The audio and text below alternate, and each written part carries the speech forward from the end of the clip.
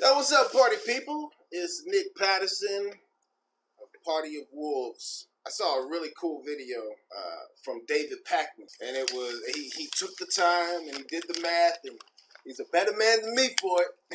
He's a better man than me for it. I'm not doing anything crazy. I got my water. I put the little powder in it, so I'll be drinking that from time to time. Matter of fact, and no, we're not editing that out. We're deciding not to do Facebook, right? So I'm gonna put it on Facebook just so y'all know we kind of trying to create the content. But this is going on YouTube, and we're doing more on YouTube. And we also have our podcast on Anchor, Party of Wolves. Anywhere you look, Party of Wolves, that's us. It's Party of Wolves, baby. Subscribe to the Anchor podcast. There's a lot of cool talks in there. You can skip around, listen to what you want to listen to. Play it while you're driving in your car, I like to play podcasts in my car. I'm sure I am not alone, right? But anyway, David Packman came up with a rebuttal, an evidenced sound rebuttal. And so he wrote it down, he put it on his show. I saw Kyle Kalinske said something about it. But whenever you're talking to your, the people across the aisle, the Republicans, and I love AOC. Right? I don't even have a romantic notion to her, like a romantic feelings at all. Like I don't look at her like, oh, she's cute. I look at her as she's cute as like it's a weapon of hers. You know what I'm saying? Not as like I would like to date her. So, but I got a serious crush on AOC. What? She's a bad motherfucker. But yeah, no, I got a huge crush on her, and it's a real admiration of her. It's not like I like her because she's this, that. I like her because she's the dawn of a new era. What? Most progressives, and especially progressives, because liberals I talk to really don't have this. They're not savants in this. And not to say that that's a good or bad thing. I'm just saying when it comes to policy and actual, getting in there and trying to find out the answers, so you can make an impact, they're just not interested in that, man.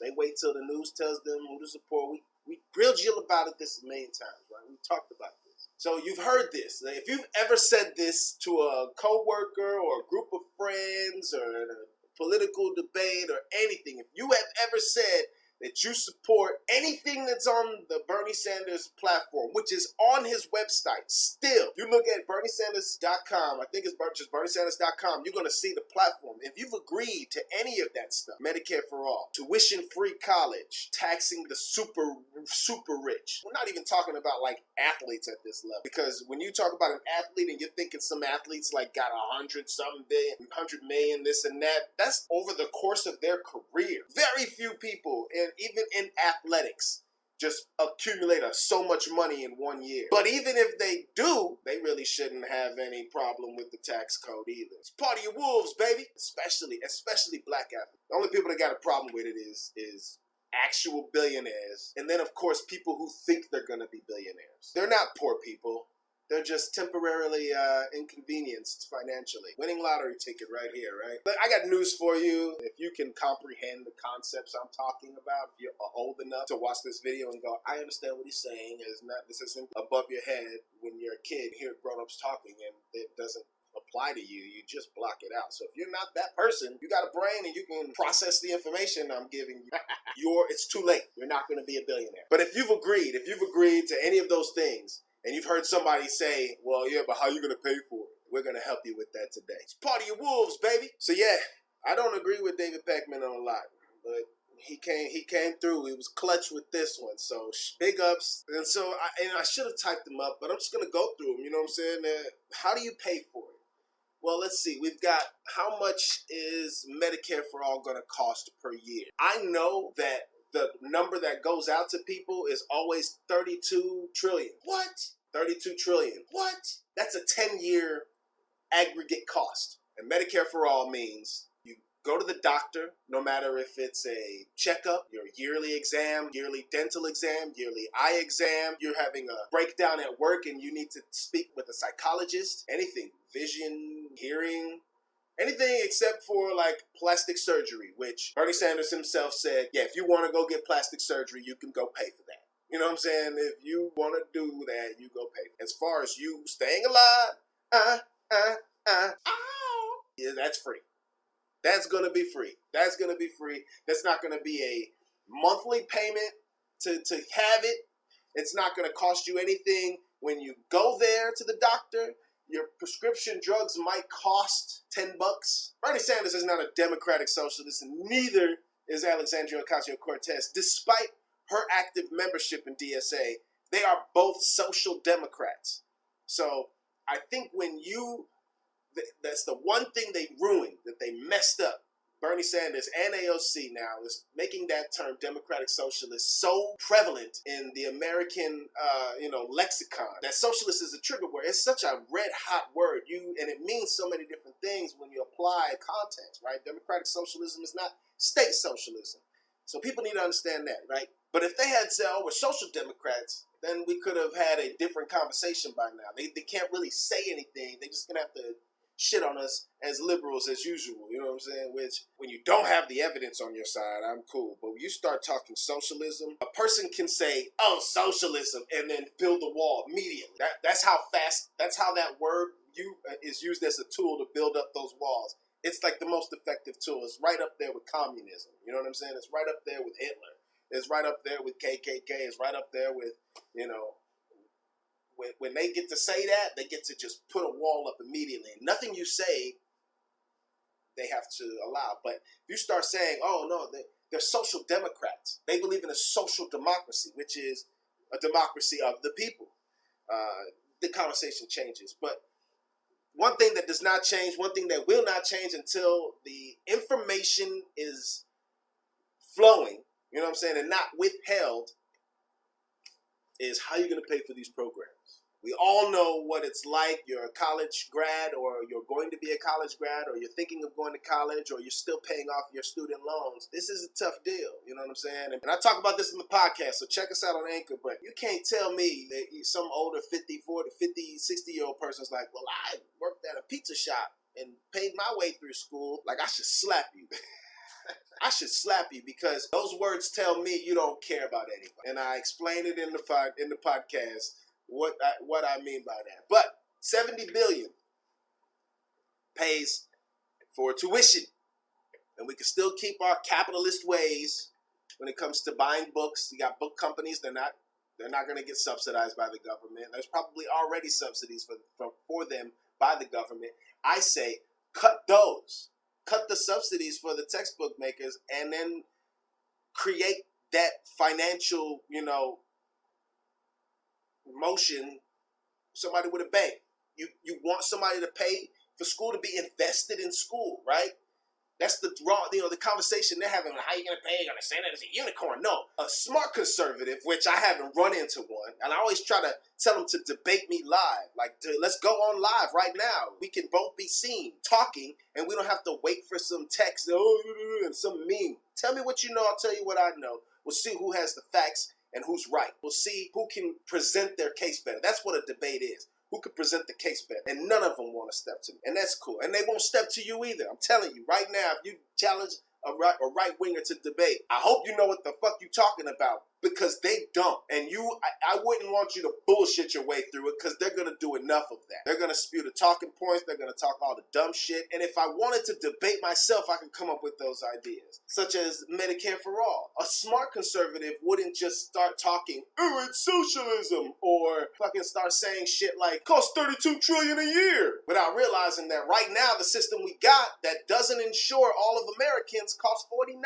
And even those are high numbers, and you say it's 36. If it's 36 trillion and we say $4 trillion, I mean, that could go towards the debt that these Republicans are so concerned about all the time, even though they don't really care at all. Deficit, since they're so fiscally conservative and fiscally responsible. $4 trillion you save from switching over. And there's some things in here that's nuanced. I would hit them with okay, well, think about the people that don't have insurance. That money's not leaving for insurance right now.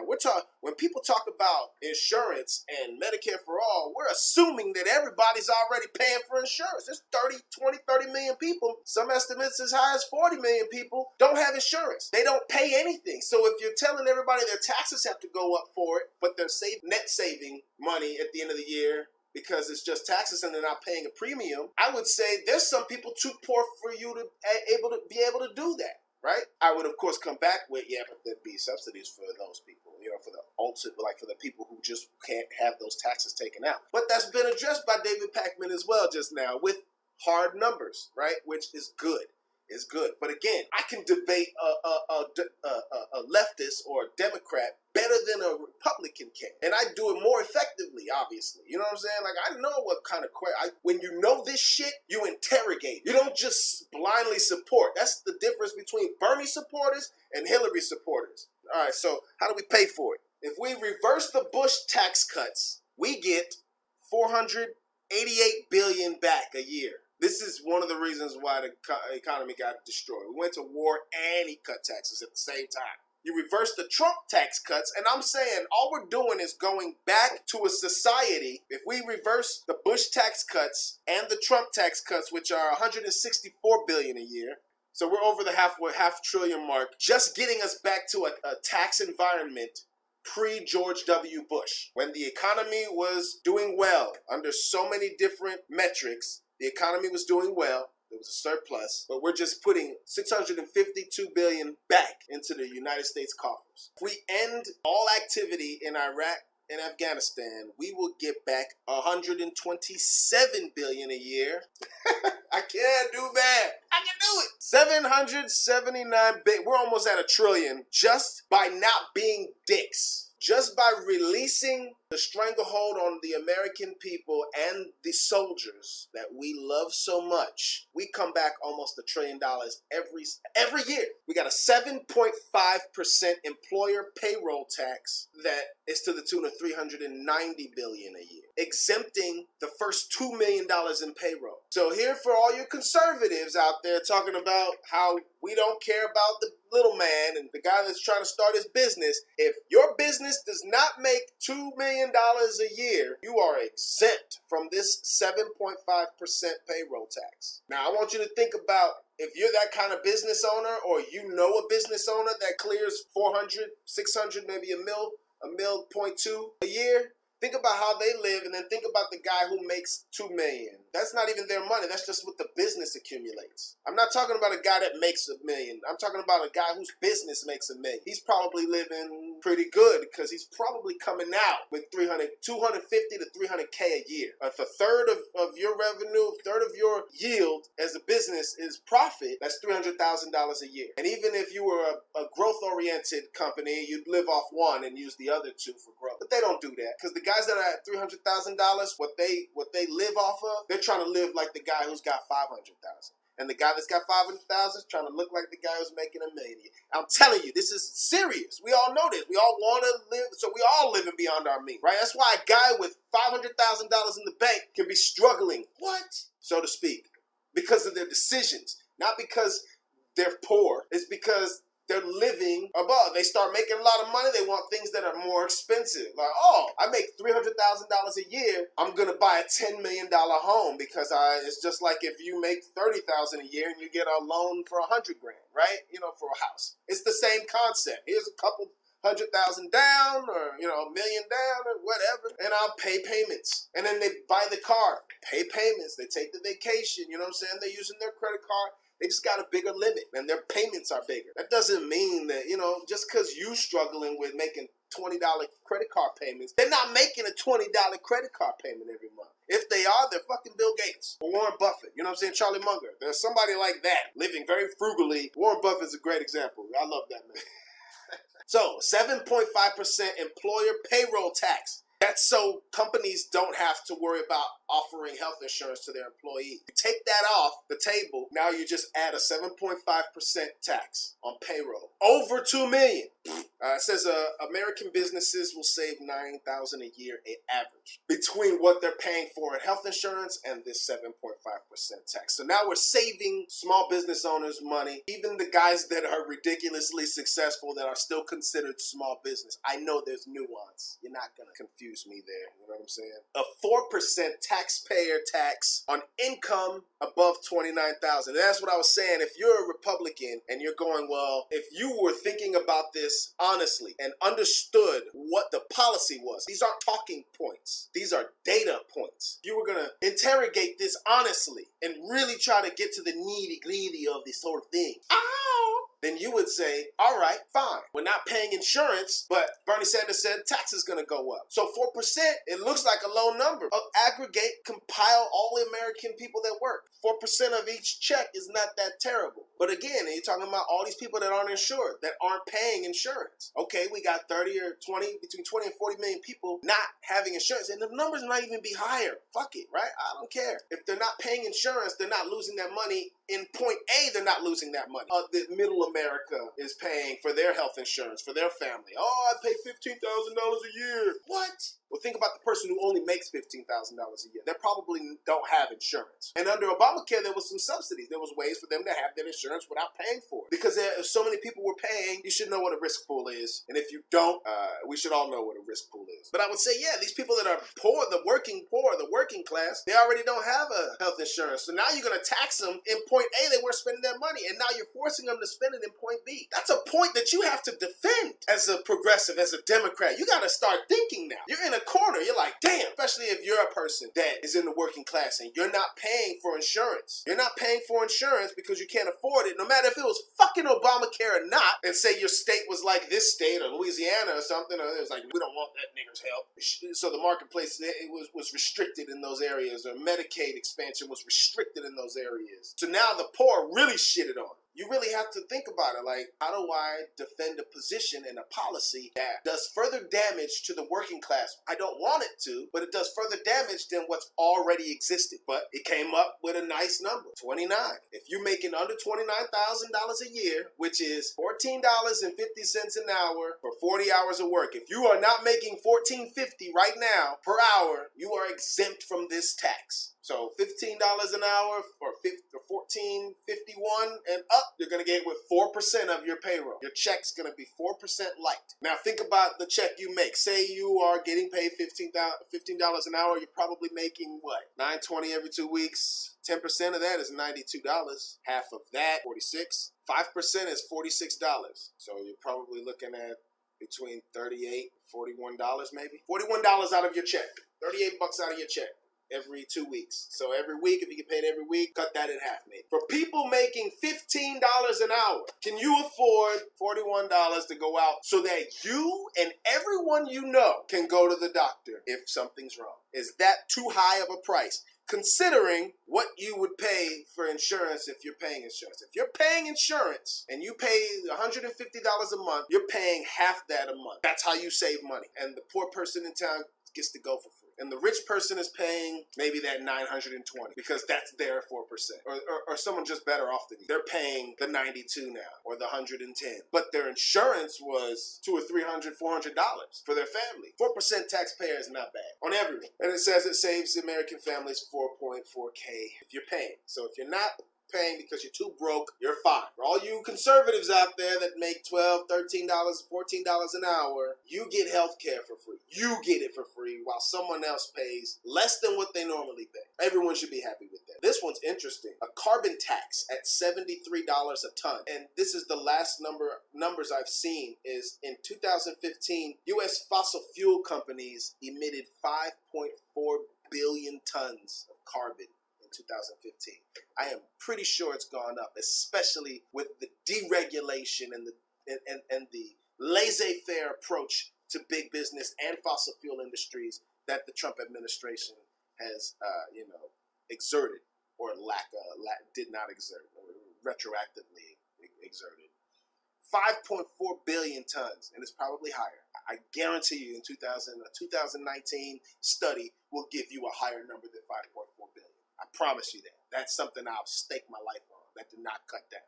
$300 billion back from charging $73 for them to fucking destroy this environment we have. They pay extra for that activity. Carbon tax, right? A wealth tax, which is what Elizabeth Warren has proposed. It's not a marginal income tax rate. It's a wealth tax. How much money you got. And we're looking at per year, even if you have the same $50 million sitting in the bank, per year, this is the tax for having that. If you got $50 million a year, I'm not crying for you. You got $50 million. So 2% wealth tax on $50 million. So 2% is $1 million on 50. If you got $50 million in the bank and you let it sit there for 50 years, then all your money's gone. It's part of your wolves, baby. But it won't because the interest to keep you going. $1 million off 50 and 3% off of $1 billion. 3% is 30 million. If you got $1 billion, if you got $1 billion, you're getting hit for 30 million. That's a huge window between the person that makes 50 million and the person that makes $1 billion is a huge window. The entire net worth, the net worth of that $50 million person is almost wiped away with the tax of the billionaire. Income inequality and the income disparities jump exponentially when you get to those really high numbers. Even between the top 10% and the top 1% is a world of difference. And both of those motherfuckers will buy your life 80 times over. Both of them. Somebody in the top 10% and somebody in the top 1%. And then somebody in the top 1/10 of 1%. Even that person to the person that's in the 1% is a world of difference. But yeah, that's not too bad. If you have $1 billion in the bank and they hit you for 30, you still got $970 million. I think you'll be okay. That's just my thing. And if you ain't got that, and you, like I said, you can understand what I'm saying, you ain't never getting that without some stroke of luck, right? Especially if you're being fed this dream that you will reach it. You definitely not getting it because you're not imaginative enough, creative enough to make it happen. If you're drinking that Kool-Aid, because that Kool-Aid tastes nasty. You can sip that Fox News Kool-Aid and be like, yeah, this is terrible. Everyone in the world has done it. Canada said Fox can't even come to our country. The whole world is like, who watches this drip? And meanwhile, y'all are going, me, I'm watching, and I believe it. That's you. You ain't getting nowhere near $1 billion. Play the lottery if you want 10 million, because you ain't getting there either with hard work, because you need ingenuity still, and you ain't got that. You ain't innovative. I'm sorry to break it to you. The basic ignorance that you display over the simple policies and how you view this country, like the mechanic makeup of this country, the way you view it, you lack in so much imagination, you're never gonna get there. If you want $10 million,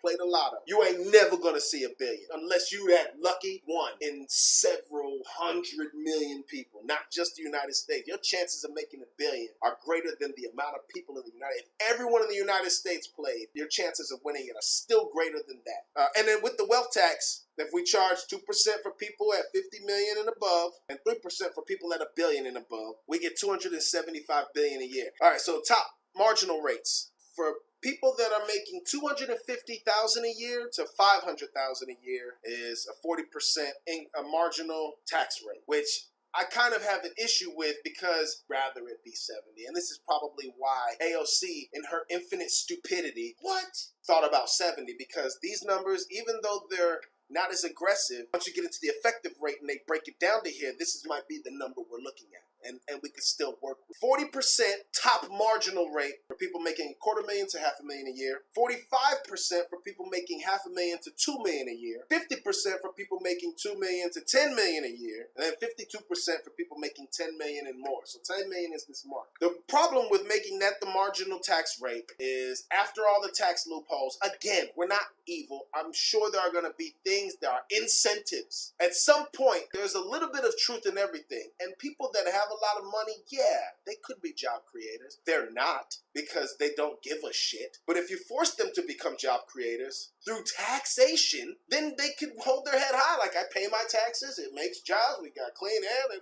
I'm still rich, bitch. You know what I'm saying? Like, that's what it should be, but they don't. They think that like I said, the guy that's got 10 million is trying to live like the guy that's got 7, and he's overextended and bought a jet when he shouldn't have this year, should have waited till next year, whatever the fucking reason for him being a dumbass who wants to still remain selfish even after he makes so much more than a complete swath of the people in this country. You put them all together and he's just got more. He didn't work harder than them. He's damn sure most of the time not smarter than all of them. They showed us they weren't smart. When they fucked up our economy, when they lost, stole, or squandered $12 trillion. And so if you did all that, you get $180 billion a year. You take it to the negotiating table and you get it down to these numbers. That's livable. $180 billion coming back to the American people, back to the ledger. All right, well, we got this money we can use. We're no longer just not have this money anymore. You know what I'm saying? Like, it's here. Now we can start to be responsible with it if we're going to talk about that fiscal responsibility shit that Republicans like to spout. It's part of your wolves, baby. If you raise the Social Security payroll cap to $250,000 from what is now in 2019 $133,000, you get $120 billion a year. I need to do a little more research. This is probably a very simple concept. I just don't explore it enough. Now, for the Wall Street speculation, if you give a 0.5%, not even a full percent, a 0.5% on all trades, every day, all the trades that happen all day long in Wall Street, people buying, selling, moving, transfer, in, out, 0.5%. It's half a penny out of every dollar. Half a penny. So you have to move $2 just to get a cent out of these trades. Then you do 1% for bonds, and then of course you do a 0.0, like it's a 0.05% on derivatives trade. Now derivatives are where you make a lot more money because it's bets on bets on bets. If you watch The Big Short, you would know this. Derivatives are just, they're so far removed from the principal bet, you'd have to take those percentages back several decimal points in order to get it to be reasonable. But you can make a lot of money with that. And that's also, derivatives trading is how we ruin Wall Street, just so you know. That's trading derivatives on the housing market. Once they realized, it was a free for all, it was over. But you do all of those things, you'll get $55 billion a year. I want to talk a little bit about estate taxes. Otherwise known as the death tax. You hear Republicans and conservatives talking about, well, my farm, am I going to leave my farm to my son? Now, if your farm is worth $3.5 million to $10 million, you'll have an estate tax when you die and your son takes over the family fortune. $10 million farm, $5 million farm, $4 million farm, $3.5 million farm. At 45%, when they come and take that money because they didn't do shit. And yeah, you can argue, my son's working with me in the fields, yeah, but he didn't build it, you built it. He's just taking over. It's like Paris Hilton owning Hilton Hotels or something when her pops dies. She didn't do a fucking thing for that. I'm sure you're okay with her getting taxed for the past of that hotel chain to her. But I don't know, is your farm making $3.5 million? That's the floor. That's the lowest your family farm can make before they start hitting you with the death tax. This isn't your farm with 8 cows and a few horses. You're doing mostly hay. If you're a farmer and your farm makes $1 million a year, I'd like to see what that farm looks like. Show me a picture. Post a picture of what $1 million farm looks like. And tell me if that's the kind of farm you don't mind if the kid takes over that he gets taxed just for walking into $1 million farm. I think maybe. If you got a $10 million farm to a $50 million farm, it's 50%. Same thing for fortunes. We all talk. How many times do you hear people talk about like trust fund babies and shit? Oh, he's just a rich, spoiled little kid. Like it's always so much disdain. There's a sour taste when you talk about people like that. But these and mostly from conservatives, they got such a problem because they call them elite. But then they vote for people who protect that kid from having to pay any taxes when they take over shit for not doing a fucking thing in their life. You voted for people to protect that because you think your fucking uncle's farm is gonna be hit if we don't do that. You know what I'm saying? If we don't get rid of the estate tax. That's where you fuck up. Again, if you ignorant, you fucking up. You fucking up for the rest of it. If it was the military or prison, we have a soap and sock party on your bitch ass. Back to this. If you got a $50 million farm, show me. I want to know. So this window from $50 million to $1 billion is 55%. So show me what a $100 million farm is, maybe. Somebody, if you have a picture, a $300 million farm or $1 billion farm. If your farm makes $1 billion, I don't think you're a farmer. You know what I'm saying? You're Purdue. And 77% on estate taxes, which is the gifting of the estate to your kids or to whoever at $1 billion plus. So if you got a $10 billion farm, they're not waking up at 6 to make a nice, hot, strong cup of coffee and get out there and milk the cows and feed the chickens. And that ain't happening at $1 billion. So those are the people that will be getting the estate tax, the death tax. Not you or your cousin Ned's farm who wants to give it to his kids and they have good business going. They come up on a little bit. But we hear too many stories about farmers in poverty because they get most of their money. They get like half their salary at one time. So they got to do a lot of planning and budgeting and they're not living high on the hog. No pun intended. Maybe pun intended. So if you did that, you get $31.5 billion a year into the public coffers. If you end fossil fuel subsidies, you'll get $20.5 billion a year. I don't know anybody that's okay with Exxon not paying taxes at all. And they get those taxes through subsidies. Those are the tax loopholes. That's what they don't have to pay. These oil companies and coal companies are saving themselves from paying out $20.5 billion a year. And they're killing us with what they're doing to the environment. They're killing us with how much they charge us to keep our lights on. They're killing us with how much they charge us to keep our cars going. They're killing us. And they still ain't paid in. So if you're in support of that, raise your hand and go kill yourself. If you're okay with it, you're no longer ignorant now, because I just told you what it was. But if you're okay with it, now you're an evil human. You're subhuman. And I don't want you fucking up the gene pool. That's the one thing you can do. That's the most patriotic thing you can do if you believe that it's okay for the fossil fuel industries to not pay any taxes. Please kill yourself. I just think that's fair. All right, so that's a lot of numbers, right? There's a lot of numbers that we have here. And I don't know what you want to do. Aside from things that help the social makeup of this country, like legalizing cannabis. But I digress. The things that we want to do. So Medicare for All is $1.2 trillion.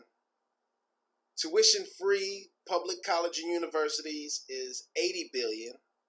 Paid leave, which is maternal and paternal leave, that's what we're going to floor this at, is $32 billion. And Social Security expansion would be another $120 billion at $1.432 trillion every year. If we took out the Trump tax cuts, which is $164 billion, the Bush tax cuts, which is $488 billion, put the 7.5% employer payroll tax and the 4% income tax, which you have to do if you're going to do Medicare for All, because those things are in lieu of paying for insurance. The 7.5 employer payroll payroll tax and the 4% income tax are both, instead of paying for insurance, this is what's happening. So we'll get, this looks like $740 billion, and then the carbon tax is $300 billion. The things that we wanted to do have not hurt anybody, and we come out to 1.692, almost 1.7 trillion. 1.7 trillion gives us a little bit of money to play with at the end as well. Hey, you can put that into the military. I'd like to see a light rail or federal jobs package, but who am I, right? I'm just some guy. If we did everything on that list, we would have 2.379 or $2.4 trillion. That's a 900 from what we need to spend to what we do to ensure that we get the money back into the coffers of the United States government, the U.S. Treasury, so that the budget can reflect what we have. $950 billion. If you spend the next 20 years down this path, you will pay down the debt. Be done. What? Not to say we need to.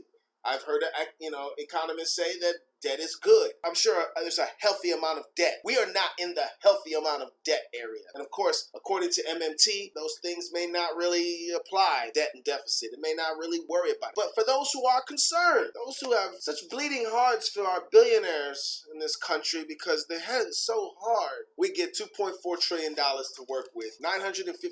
Even if you took half of that and it took my lifetime to pay the debt down. What's the problem? You took half of that. $950 out of half of that is $475. $475 billion after all is said and done to now we can take that money and do something with it for the United States government. Even if we took half of that and just made that the military budget, $475 billion. We were at $475 billion during Desert Storm. Not the second Iraq War, the first one. And we demolished them. All it was the strategy. H.W. Bush ran a much cleaner war campaign than W. Bush. Bottom line, didn't need more money. And especially when you think about the technology, you're probably saving money. So all that extra money is for just the military industrial complex. For people who build bombs and tanks. For them to get richer. I don't think people need to get any more rich off of debt. So even if you took that 400 and kept $75 billion out, like I said, what's something $75 billion just in excess after you've paid for tuition-free public college, $75 billion,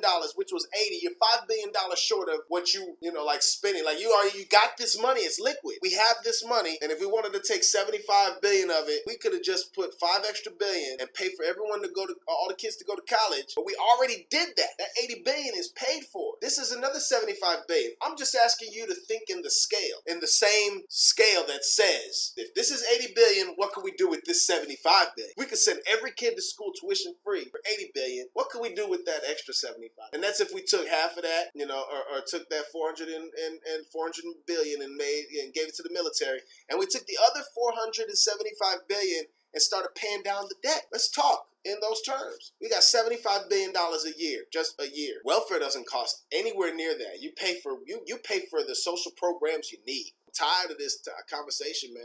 You know what I'm saying? I'm tired of this conversation.